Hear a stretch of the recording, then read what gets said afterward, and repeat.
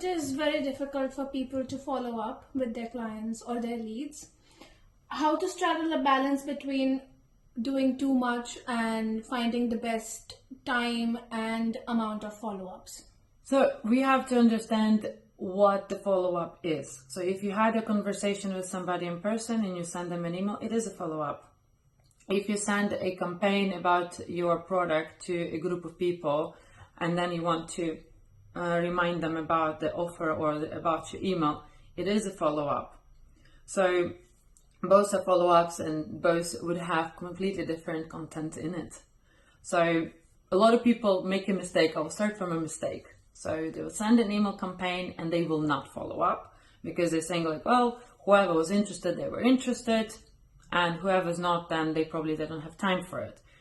Well, this is not true because people live busy lives. So some people had time to open your email when you send it and some people didn't. So actually next week in a couple of days, I usually, if I send my campaign on Wednesday, I will follow up next Tuesday. So giving enough time for people to catch up with their emails, and then I will do the second one. And also it's very important to segment people who are engaged from people who are not engaged. So if you send your second follow-up, there will be more people who opened, and then there will be people still who didn't open. And then you have to think like, why are not they opening? Why they're not engaging? So is it the subject line not relevant? Because like just write a follow-up or like in your subject line doesn't help. Is it how you can refine and actually treat that third follow-up most like a new campaign to people who didn't open, was having a conversation with people who engaged. In your question, one thing which you said is like people do not have time, and it's unfortunate. Like actually money is in the follow-up, because like if it's your first email, if it's your first email to a cold leads, people don't know you. It should be an introduction. Like some people will find that your copy is so compelling and so beautiful and they will buy on the spot, but there will be a lot of people who are unconvinced.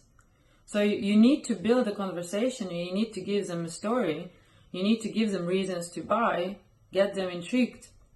So a conversation usually has more than one part to it. So this is how the follow-up, you can use one email, one shoot to e-shot to send introduction or a promotion. Second one, let's say, do you have questions? Did you have a chance to read it? Maybe I can help you.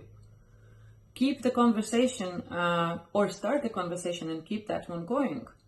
And the third one, to those who opened but didn't, for example, click or didn't buy, you can ask them how can I help you to make this decision? Again, people are afraid of having conversations when they're sending the emails, because a lot of marketing professionals, a lot of email marketing practitioners treat email as a transaction. Send them the email, send them the campaign the send. But we should start treating these email campaigns as a conversations. And if you have the mindset of a conversation, you will not feel that your third follow-up is a spam, because you are not spamming people. You are finding a better time to send them this email. You're trying to provide them better value. So that is the key with the follow-up.